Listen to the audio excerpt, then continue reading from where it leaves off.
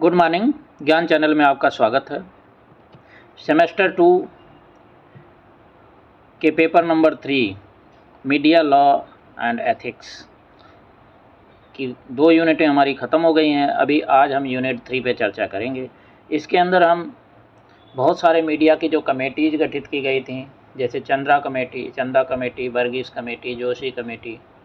इसके अलावा broadcasting laws कुछ लाए गए थे, प्रसार कानून, Prasar Bharati act, cable TV network regulation act, digitization, conditional access system जिसको कैश भी बोलते हैं, जो हमारे डिश टीवी वगैरह के हमारे जो सेट टॉप बॉक्स वगैरह होते हैं, broadcasting and advertising code, RTI, editorial ethics, press council code on communal writings, parliament code for journalist.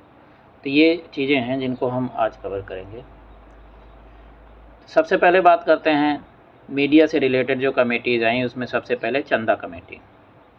चंदा कमेटी गवर्नमेंट ने इसको कॉन्स्टिट्यूट किया था अंडर चेयरमैनशिप ए के चंदा 1964 में ये कमेटी आई थी। मिसेज इंदिरा गांधी उस टाइम पे ब्रॉडकास्टिंग, इंफॉर्मेशन और ब्रॉडकास्टिंग मिनिस्टर थी कंट्री की। कमेटी ने अपना रिपोर्ट 1967 में सबमिट किया था। इसमें जो रिकमेंडेशन आए थे वो थे कि broadcasting corporation board should be established bye an act of parliament. तो पार्लियामेंट के द्वारा पास हो एक एक्ट जिसके थ्रू जो है ब्रॉडकास्टिंग कॉरपोरेशन बोर्ड जो है इस्टेब्लिश किया जाए। इसके अलावा ऑल इंडिया रेडियो और टीवी को अलग अलग कॉरपोरेशन में जो है इसको सेपरेट करना है। सेमी गवर्नमेंट बॉडी होनी चाहिए, फुल्ली गवर्नमेंट बॉडी नहीं होनी चाहिए। बोर्ड ऑफ गवर्नर्स जो है 7 से ज़्यादा नहीं होने चाहिए, 1 चेयरमैन और 6 मेंबर बोर्ड जो है वो जो है 6 साल से ज़्यादा उनका टेन्योर नहीं होना चाहिए। इसके अलावा कम्युनिकेशन के जितने भी कंटेंट है वो बोर्ड मॉनिटर करे। नेशनल इंटरेस्ट के जो प्रोग्राम्स हैं उनको प्रायोरिटी के ऊपर जो है ब्रॉडकास्ट किया जाए। इसके बाद सेकंड कमेटी आई, वर्गीस कमेटी। तो जनता पार्टी गवर्नमेंट जब 77 में आई थी तो उसके बाद वर्गीस कमेटी मिस्टर बीजी वर्गीस, बुबली जॉर्ज वर्गीस को जो है इसका चेयरमैन बनाया गया इस कमेटी का।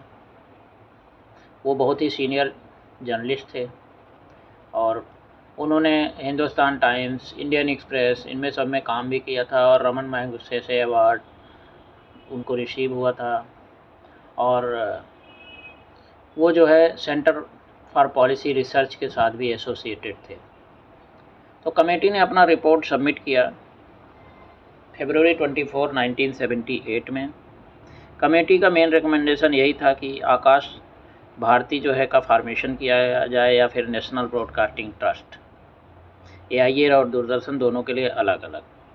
और इसमें कमेटी ने ये बोला कि लोग जो है कॉरपोरेशन अलग इसलिए चाहते हैं कि क्योंकि जो है बहुत सारे जो है पार्लियामेंट के ब्रॉडकास्टिंग मिसयूज करने के जो है मतलब पॉलिटिशियंस वगैरह काफ़ी मिसयूज करते हैं इसका, इसीलिए जो है ये एक ट्रस्ट की तरह होना चाहिए और इसको गवर्नमेंट के हाथ से बिल्कुल जो है एकदम उसमें नहीं होना चाहिए। लेकिन इस पे भी कोई ज़्यादा कोई ख़ास कोई एक्शन गवर्नमेंट ने नहीं किया। उसके बाद जोशी कमेटी आई। ये मिस्टर PC जोशी जो है वो चेयरमैन इसके थे। ये 1982 में इसका PCGC को अपॉइंट किया गया इसका अध्यक्ष कमेटी का। मेन रेफरेंस इनका था कि एक सॉफ्टवेयर प्लान प्रिपेयर करना था दूरदर्शन के लिए। इसके बाद 1989 में जब नेशनल फ्रंट गवर्नमेंट पावर में आई थी तो प्रसार भारती बिल जो है दिसंबर 1989 में जो है लाया गया और इसका रिकमेंडेशन भी इन्होंने किया था। इसके बाद श्याम पेट्रोडा कमेटी प्रसार भारती के रिवैम्प के लिए जो है लाया गया था। इसमें 2013 में एक टेक्नोक्रेट श्याम पेट्रोडा थे US बेस्ड, उनको जो है इसका चेयरमैन बनाया गया। पब्लिक ब्रॉडकास्टर प्रसार भारती के लिए जो है उसको स्ट्रेंथन करने के लिए, टेक्निकल अपग्रेडेशन के लिए और सार्वनाइजेशन का। और इन्होंने काफ़ी अच्छे जो है बहुत बढ़िया रिकमेंडेशन दिए। उसके बाद काफ़ी जो है अपग्रेड प्रसार भारती का जो है प्रसार भारती एक्ट आया और उसमें काफ़ी अपग्रेडेशन वगैरह किए गए, बहुत सारी चेंजेज किए गए और उन्होंने बहुत ही बढ़िया काम किया बोलते हैं। उसके बाद अगर हम बात करें ब्रॉडकास्टिंग लॉज की, तो प्रसार भारती एक्ट 1990 में आया था। ये सबसे बड़ा जो है लार्जेस्ट पब्लिक ब्रॉडकास्टिंग एजेंसी जो है प्रसार भारती है, जिसका इस्टेब्लिशमेंट इस एक्ट के बाद जो है आया था। अगर हम इसकी हिस्ट्री की बात करें तो इमरजेंसी पीरियड में इंदिरा गांधी जी ने चंदा कमेटी बोर्ड रिपोर्ट जो आई थी उसको जो है बिल्कुल ख़त्म कर दिया था और गवर्नमेंट मीडिया के क्रेडिबिलिटी के ऊपर उन्होंने जो है डायरेक्ट क्वेश्चन किए थे। और उसके बाद 77 में फिर दोबारा जनता गवर्नमेंट ने कुछ स्टेप अच्छे लिए थे, वर्गीस कमेटी लाया गया था, लेकिन उसके बाद उसमें भी कोई इतना ज़्यादा खास जो है उस पर तवज्जो नहीं दिया गया। पीसी जोशी कमेटी आई, फिर 89 में प्रसार भारती बिल आ गया, फिर 1992 में एक वर्धन कमेटी सेटअप हुई। ये जो है पीवी नरसिम्हा राव जी ने जो है के वर्धन, जो कि additional secretary information broadcasting ministry थे, उनको जो है इसका चेयरमैन बनाया था। तो इस तरह से बहुत सारी कमेटियाँ आईं और बाद में जो है प्रसार भारती जो है 1997 में फोर्स में आई। इसको प्रसार भारती एक्ट के तहत इस्टेब्लिश किया गया और 23 नवंबर 1997 एग्जैक्ट इसका डेट था। तो अगर हम इसकी बात करें Prasar Bharati broadcasting corporation of India act 1990, तो इसके अंदर ये पूरे देश में पहली बात तो जो है एक एक्ट पूरे देश पे लागू होता है। ब्रॉडकास्टिंग कॉरपोरेशन की इस्टेब्लिशमेंट के लिए ये जो है एक समझ लो एक कानून का काम करता है। इसके स्ट्रक्चर की अगर बात करें तो इसके अंदर चेयरमैन, एग्जीक्यूटिव मेंबर, एक मेंबर फाइनेंस, एक मेंबर पर्सनल, 6 जो है part time members, director general Akashvani ये भी एक्स ऑफिशियो मेंबर होंगे। इसके अलावा director general Doordarshan ex officio member होंगे। एक रिप्रेजेंटेटिव यूनियन मिनिस्ट्री का, इंफॉर्मेशन ब्रॉडकास्टिंग का मिनिस्ट्री खुद नॉमिनेट करेगी। इसके अलावा 2 representatives of employees of the corporation, तो कॉरपोरेशन से एम्प्लॉयज़ के जो है 2 रिप्रेजेंटेटिव होंगे। तो इस तरह से इस बोर्ड का गठन किया गया और प्रेसिडेंट ऑफ इंडिया जो है वो चेयरमैन को वही अपॉइंट करता है और बाकी मेंबर्स को एक ऑफिशियो जो मेंबर्स होते हैं उनके अलावा। तो इस तरह से जो है इसका गठन है। अगर हम इसके फंक्शन और ऑब्जेक्टिव की बात करें कॉरपोरेशन की, तो फंक्शन इसका सबसे बड़ा ये है कि पहली बात तो ये ऑटोनॉमी प्रोवाइड करता है दूरदर्शन और आकाशवाणी को, ताकि वो एक फेयर, ऑब्जेक्टिव और क्रिएटिव मैनर में काम कर सकें। दूसरा, यूनिटी इंटीग्रिटी कंट्री का जो है वो अपहोल्ड करने का काम करता है। डेमोक्रेटिक सोशल वैल्यूज़ को भी जो है जो कॉन्स्टिट्यूशन में दिए गए हैं उनको सबको अपहोल्ड करता है। Safe guard citizen right to inform freely, truly और जो है ऑब्जेक्टिवली, तो बिल्कुल जो है ट्रू, सही जो है लोगों को इन्फॉर्मेशन मिले, इसके ऊपर जो है ये काम करता है। Literacy, agriculture, rural development, family welfare, environment, science, technology, इसको डेवलपमेंट के ऊपर जो है जितने भी चीज़ें हैं उनका इन्फॉर्मेशन लोगों को दे के इसलिए डेवलपमेंट में भी मदद कर रहा है। हेल्दी कंपटीशन, स्पोर्ट्समैन स्पिरिट वगैरह, कल्चरल लैंग्वेजेस, बहुत सारे प्रोग्राम जो है कल्चरल प्रोग्राम वगैरह जो है ब्रॉडकास्ट करने का जो है गाइडलाइन देता है। वुमेन के प्रॉब्लम और वुमेन के अपलिफ्टमेंट के ऊपर जो है उसके ऊपर भी काफ़ी प्रोग्राम्स जो है लाता है।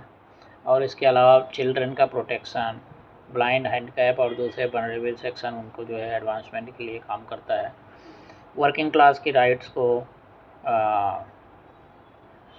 प्रोटेक्ट करना, सूटेबल प्रोग्राम माइनॉरिटीज़ के लिए, इसके अलावा नेशनल इंटीग्रेशन को प्रमोट करना, रिसर्च डेवलपमेंट एक्टिविटीज़ को प्रमोट करना, ये सब इसके काम है।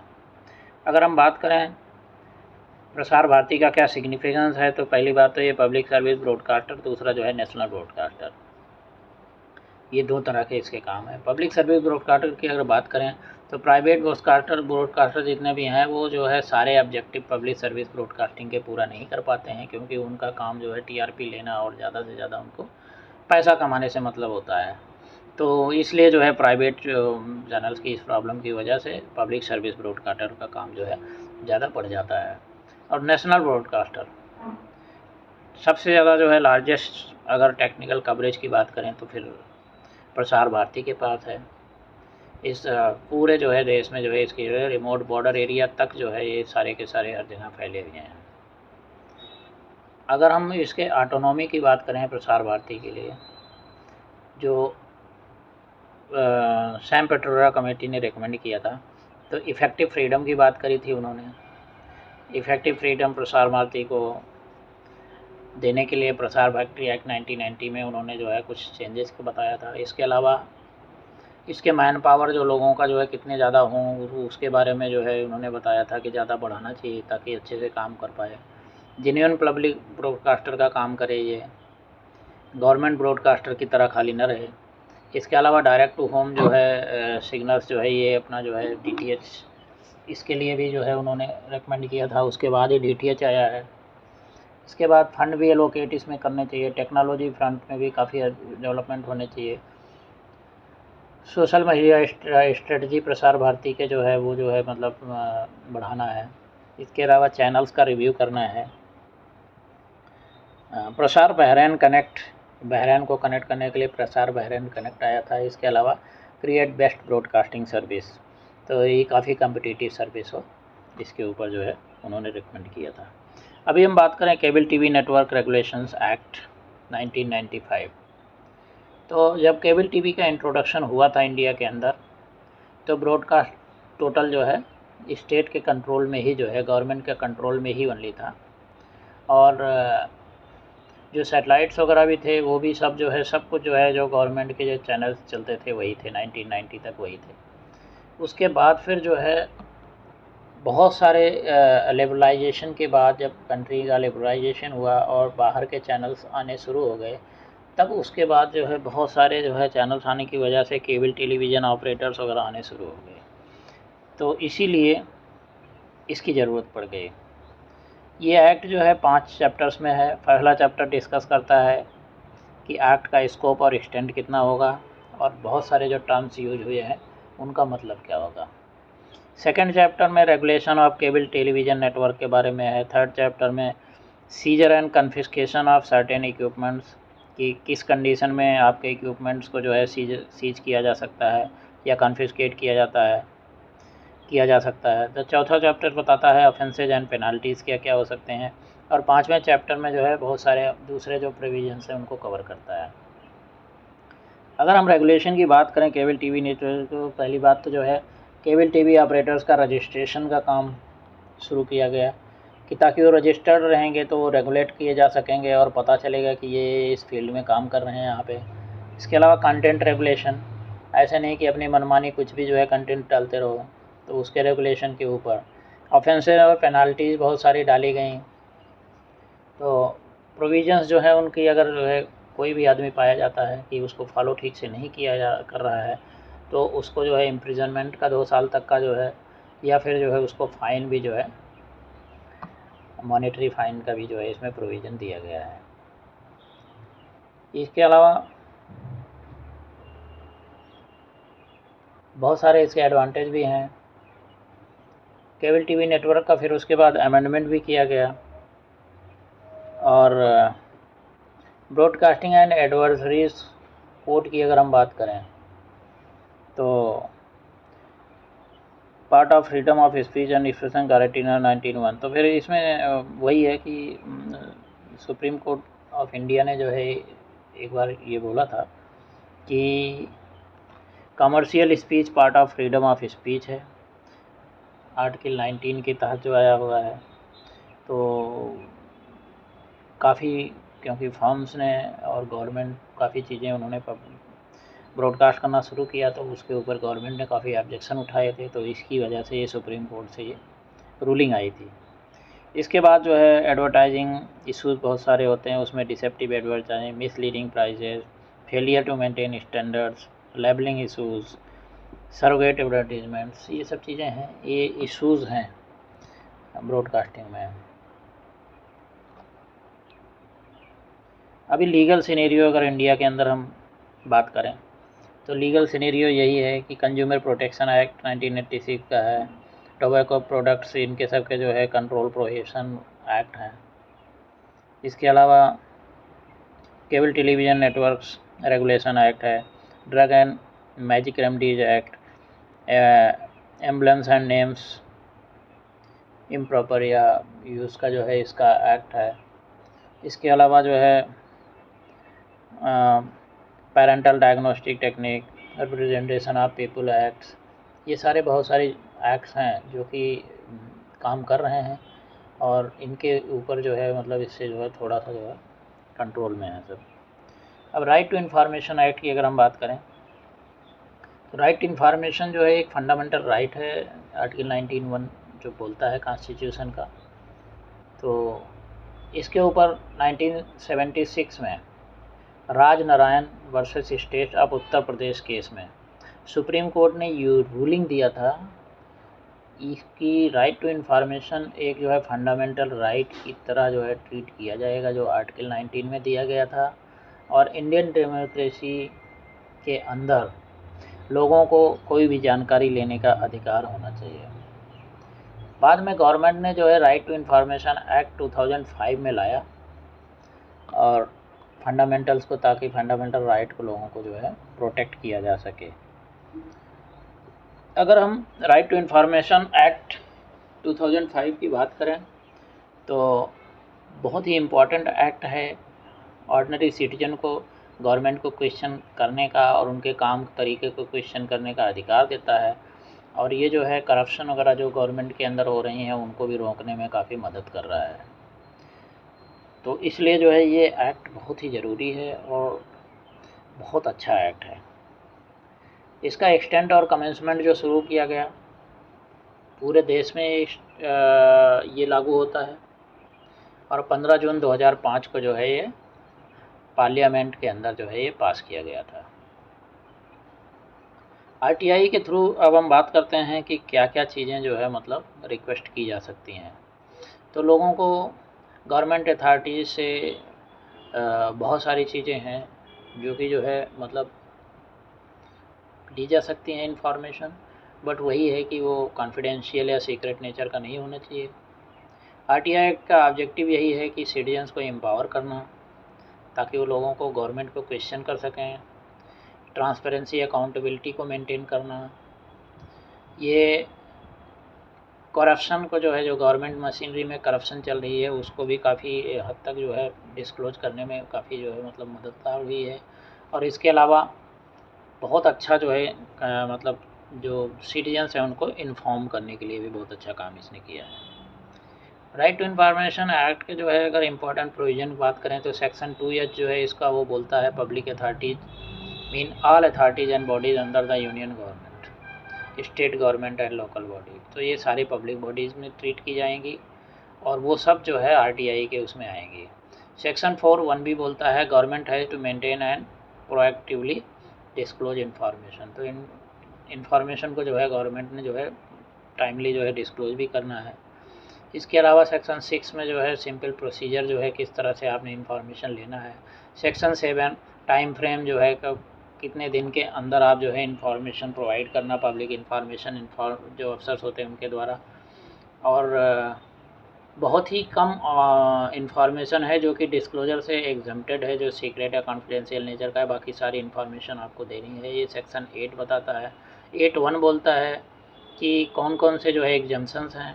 8(2) बोलता है इन्फॉर्मेशन जो है ऑफिशियल सीक्रेट एक्ट 1923 के अंदर जो है अगर लार्जर पब्लिक इंटरेस्ट सर्व हो रहा है तो उसको भी जो है आपने डिस्क्लोज करना है। सेक्शन 19 बोलता है 2 टीयर मैकेनिज़्म होगा अपील का। तो सेक्शन 20 बोलता है पेनाल्टी जो है मतलब अगर टाइमली इन्फॉर्मेशन नहीं दिया तो उस पर पेनाल्टी आएगी। सेक्शन 23 बोलता है कि लोअर कोर्ट्स जो है इस तरह के जो सूट या एप्लीकेशंस आते हैं उनको जो है उन्होंने इंटरटेन नहीं करना है। अगर कोई भी चीज़ आता है तो वो सुप्रीम कोर्ट में या हाई कोर्ट में ही जो है मतलब वो अपील की जा सकेगी। तो अभी हम बात करते हैं कि सेक्शन 8 में कौन कौन सी चीज़ें जो हैं इन्फॉर्मेशन डिस्क्लोजर से जो है सेफ गार्ड की गई हैं। तो इसमें कोई भी इन्फॉर्मेशन जो कि कॉन्फिडेंशियल सीक्रेट नेचर की है जिससे जो है देश का जो है मतलब इम्पैक्ट देश की इकोनॉमी या देश की हेल्थ के ऊपर इसका फ़र्क पड़ सकता है। तो ऐसी चीज़ों को जो है मतलब विदहोल्ड कर सकते हैं। बाकी जो है बाकी चीज़ें आपको जो है डिस्क्लोज़ करनी पड़ेंगी। अगर हम एक्ट के जो है एडमिनिस्ट्रेशन की बात करते हैं तो ये सेक्शन 12 में जो है कंप्लीट प्रोसीजर इसमें दिया हुआ है कि किस तरह से जो है central public information officers, state public information officers और ये सब इनका अपॉइंटमेंट किस तरह से होगा, असिस्टेंट पब्लिक इंफॉर्मेशन अफसर्स का। तो ये सारा इसके बारे में सेटअप के बारे में बताया है। टाइम फ्रेम की अगर बात करें कि कितने समय में जो है अपील आप करने के बाद आपको इन्फॉर्मेशन देना है, तो जब आपको रिक्वेस्ट मिलता है सेंट्रल पब्लिक इंफॉर्मेशन या स्टेट पब्लिक इंफॉर्मेशन के साथ जो है 30 डेज़ के अंदर आपको जो है उसका रिप्लाई जो है दे देना चाहिए और ये रिप्लाई जो है फ्री ऑफ चार्ज होगा। अगर आपने जो है टाइमली नहीं किया तो फिर 250 रुपीज़ का पेनल्टी हर दिन के हिसाब से आपको जो है पेनल्टी भी देना पड़ेगा। तो इस तरह से ये एक्ट जो है लोगों के ऊपर काफ़ी ये है कि लोग टाइम पे इसलिए इन्फॉर्मेशन दे देते हैं, अदरवाइज़ फिर पेनल्टी का सामना उनको करना पड़ता है। अगर हम इस एक्ट के सिग्निफिकेंस की बात करें तो सिटीजन को काफ़ी एम्पावर किया। बहुत सारे इन्फॉर्मेशन हैं जो कि एक्चुअल में आरटीआई एक्ट को इस्तेमाल करके लोगों ने इन्फॉर्मेशन के निकलवाया। उससे पहले जो है कभी भी वो इन्फॉर्मेशन आउट नहीं होते थे। अगर हम इसके क्रिटिसिज्म की बात करें तो बहुत सारी फ़ाइलें हैं क्योंकि मिसिंग भी हो जाती हैं अगर सही रिकॉर्ड कीपिंग नहीं रख पाते हैं ब्यूरोक्रेसी में। तो इंफॉर्मेशन कमीशंस को रन करने के लिए जो है स्टाफिंग सही नहीं है। इसके अलावा बहुत सारे जो है चीज़ें हैं जो आरटीआई लाने जो है विसिल ब्लोअर एक्ट्स वगैरह हैं उनको सबको जो है सप्रेस कर दिया है। और उसके बाद इंफॉर्मेशन को क्योंकि गवर्नमेंट जो है प्रोएक्टिवली पब्लिश नहीं करता है तो इसलिए जो है आरटीआई एप्लीकेशंस जो है इसकी वजह से बहुत ज़्यादा बढ़ भी रहे हैं। और बहुत सारे आरटीआई एप्लीकेशन बोलते हैं कि गवर्नमेंट अथॉरिटीज़ को ब्लैकमेल करने के लिए भी लोग लेते हैं।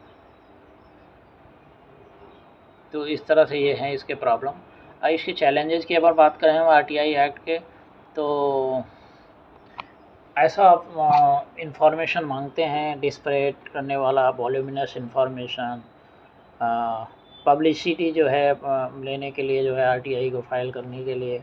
इसके अलावा इसको जो है एक विंडिक्टिव टूल की तरह इस्तेमाल करने के लिए पब्लिक अथॉरिटी को प्रेशराइज करने के लिए भी इस्तेमाल किया जा रहा है। तो ये जो है चैलेंजेस हैं इसमें। और आरटीआई और राइट टू प्राइवेसी दोनों के बीच में अगर हम फ़र्क की बात करें तो राइट टू प्राइवेसी और राइट टू इन्फॉर्मेशन दोनों जो है एसेंशियल ह्यूमन राइट्स हैं मॉडर्न सोसाइटी में। टेक्नोलॉजिकल इन्फॉर्मेशन बीच बहुत ज़्यादा हो रहा है और इसके अलावा ये दोनों एक दूसरे को जो है कम्प्लीमेंट करती हैं गवर्नमेंट को अकाउंटेबल बनाने के लिए। और जो है बहुत सारे केसेस में जो है स्पेशली गवर्नमेंट अकाउंटेबल होती है। Right to information fundamental right जो है जो कि आदमी का है कोई भी इंफॉर्मेशन लेने के लिए वो प्रोवाइड करता है। और राइट टू प्राइवेसी लॉ जो है इंडिविजुअल्स को ग्रांट करती हैं कि कोई भी इंफॉर्मेशन है पर्सनल इंफॉर्मेशन किसी चीज़ में किसी के बारे में प्राइवेट बॉडीज या गवर्नमेंट द्वारा हेल्ड की है तो उसको रोकने के लिए। तो इसलिए ये दोनों एक दूसरे के साथ काफ़ी कंट्राडिक्टरी हैं। अभी हम बात करते हैं एडिटोरियल एथिक्स की। तो कम्युनिकेशन और मीडिया एथिक्स की अगर बात करें तो मीडिया एथिक्स एक ऐसा एरिया है जो कि specific ethical principle standard mass communication और मीडिया के अंदर इस्तेमाल किया जाता है। और ये बहुत ही एक जो है अच्छी चीज़ है। एथिक्स को अगर फॉलो किया जाए तो फिर उससे जो है आपको अपने ऑर्गेनाइजेशन को काफ़ी अच्छा जो है बेहतर बना सकते हैं। और किसी तरह की बहुत बड़ी बड़ी समस्याएँ हो जाती हैं एथिक्स को फॉलो नहीं होने से, उससे भी आप बच सकते हैं। एथिक्स अगर साइबर स्पेस में बात करें तो साइबर स्पेस में जो भी इशूज़ कंप्यूटर नेटवर्क से रिलेटेड होती हैं और सोशल मीडिया से रिलेटेड होती हैं वो साइबर स्पेस की एथिक्स कौन कौन सी इन्फॉर्मेशन आपको जो है लोगों को देना है नहीं देना है, कौन से यूज़र्स हैं जिनको प्रोटेक्ट होना चाहिए फॉल्स इन्फॉर्मेशन से, कौन रिस्पॉन्सिबल है डिजिटल डेटा के लिए। इसके अलावा कितना एक्सेस जो है पोर्नोग्राफी या गैम्बलिंग वगैरह में ऑनलाइन में एक्सेस मिलना चाहिए, और ये लोगों का क्या बेसिक राइट है। इन सब चीज़ों के ऊपर जो है आपको ध्यान देने की ज़रूरत होती है। एथिक्स इन इंटरनेट की अगर बात करें तो ये भी जो है इंटरनेट के ऊपर बहुत सारे जो है चीज़ें जो वाइटल रोल ये जो है मास कम्युनिकेशन में देता है। इसके अंदर आपको जो है सारी चीज़ें चेक करनी होती हैं कि इंटरनेट पे जितनी भी चीज़ें हैं, साइबर एक्टिविटीज़ हैं, वो सब जो है आप बहुत ही मतलब प्रोटेक्टेड और इस तरह से इस्तेमाल करें कि आप सेफ़ रहें। इसमें मेन इशू सेफ्टी का ही आता है। सेफ्टी जो है बहुत ज़रूरी है। इसके अलावा अगर जर्नलिस्ट पॉइंट ऑफ से जो है तो बहुत सारे इंफॉर्मेशन हैं जो कि शेयर ज़रूर होते हैं, उनको जो है कभी कभी जो है इंफॉर्मेशन को मिस्टेक कर लेते हैं लोग, और उसके बाद वो काफ़ी हार्मफुल इंफॉर्मेशन में भी बदल जाता है। तो इन सब चीज़ों को आपको ध्यान में रखना है। Integrity of media communication ethics जो है, अगर इंटीग्रिटी ऑफ मीडिया का जो है बोलते हैं तो इसमें मोरल और एथिकल प्रिंसिपल्स जो होते हैं उनको फॉलो करना ज़रूरी है, तभी आप जो है एक अच्छे जो है मीडिया पर्सन बन पाएंगे। इसके अलावा प्लेगरिज्म भी जो है ये बहुत ही जो है डेंजरस चीज़ है। दूसरे की आइडिया को अपने नाम से पब्लिश कर लेना, या कोई इन्फॉर्मेशन किसी ने गैदर किया और अपने नाम से उसको जो है डाल देना, तो ये प्लेगरिज्म वाला जो है एक प्रॉब्लम बहुत बड़ा है जर्नलिज्म में भी, इससे आपको बचना है। इसके अलावा पायरेसी, मेडिकल कम्युनिकेशन एथिक्स में, मीडिया कम्युनिकेशन एथिक्स में पायरेसी वाली काम जो है ये भी बहुत बड़ा जो है, किसी दूसरे के आइटम को कॉपी करना, उसको रीसेल कर देना, इसको पायरेसी बोला जाता है। तो इन सब चीज़ों पे भी जो है मतलब बहुत ज़्यादा आपको ध्यान देने की ज़रूरत है। इसके एथिक्स आपको नहीं भूलने चाहिए। इसके अलावा कॉपीराइट इश्यूज़ बहुत सारे जो होते हैं, दूसरे का इन्फॉर्मेशन इंटेलेक्चुअल प्रॉपर्टी है तो उसको जो है ऐसे ही पब्लिश कर देना, तो इन सब चीज़ों को जो है इनसे बचने की ज़रूरत है बहुत ज़्यादा। अभी हम बात करेंगे press council code on communal writings. Communal writing के ऊपर जो है प्रेस काउंसिल के कुछ कोड बनाए हैं। पहली बात जो है कम्युनल डिस्प्यूट क्लासेस को कवर करने वाले इसके बहुत सारे कोड हैं कि ऐसा भी कोई भी चीज़ इन्फॉर्मेशन देना है तो उसमें इस तरह से जो है उसको बैलेंस करके आउट करना है कि ताकि आप जो है कम्युनल हार्मोनी को आप नुकसान न पहुंचाएं। तो जर्नलिस्ट को इसके अंदर बहुत काम करना पड़ता है और उनको जो है उसके ऊपर खुद फोकस करना पड़ता है कि ताकि आप गलत कुछ न जाए। इसके अलावा जो है कास्ट, रिलीजियन, कम्युनिटी रेफरेंस, इससे भी आपको बचना चाहिए। हेडिंग्स जो आप डालते हैं वो हेडिंग्स में भी आपको इस तरह से सेलेक्ट करना है कि ऐसे नहीं हो कि जो है उसको हेडिंग्स ही सुन के लोग जो है मतलब उसका गलत ही वो निकाल लें अर्थ और आपस में ही क्लैश शुरू हो जाए। अब हम बात करते हैं parliament code for journalist. Journalist के लिए पार्लियामेंट कोड कौन से हैं। तो पहले बात जो है पार्लियामेंट रिपोर्टिंग बहुत ज़्यादा ज़रूरी क्यों है। ये इसलिए ज़रूरी है क्योंकि पार्लियामेंट देश का जो है एक मतलब एक मिरर होता है, और हमारी कंट्री डेमोक्रेटिक होने की वजह से पार्लियामेंट के अंदर जो नुमाइंदे जो हमारे जो सेलेक्ट होके जाते हैं, हमसे एमपी एमएलए जो बनते हैं वो पब्लिक के बीच में से जाते हैं, उनको पब्लिक सेलेक्ट करती है। तो इसलिए वो क्या बात करते हैं, देश के हित में कितनी बातें करते हैं या देश के विरोध क्या बात करते हैं, कितने डेवलपमेंट की बातें करते हैं, वो सब चीज़ें जो है आप लोगों के बारे में लोगों को पता होना बहुत ज़रूरी होती है। पार्लियामेंट नेशनल लेवल और लेजिस्लेटिव असेंबली में जो है इनमें दोनों के अंदर जो होता है एक्टिविटी, इनको दोनों को कवर करना बहुत ज़रूरी है। पार्लियामेंट्री न्यूज़ को लिखना कैसे है।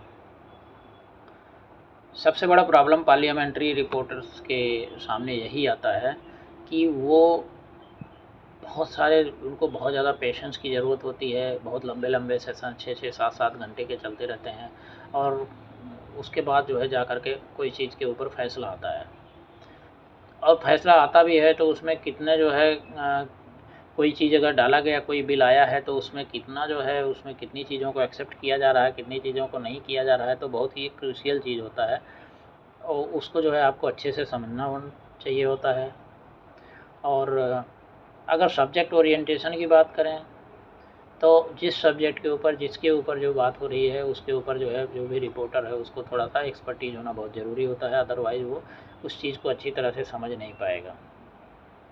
अपोजिशन का भी जो है क्या कहना होता है, दोनों के बीच में आपको जब कोई भी रिपोर्टिंग करते हैं तो रूलिंग और अपोजिशन के बीच में आपको बैलेंस बना के रखना बहुत ज़रूरी होता है।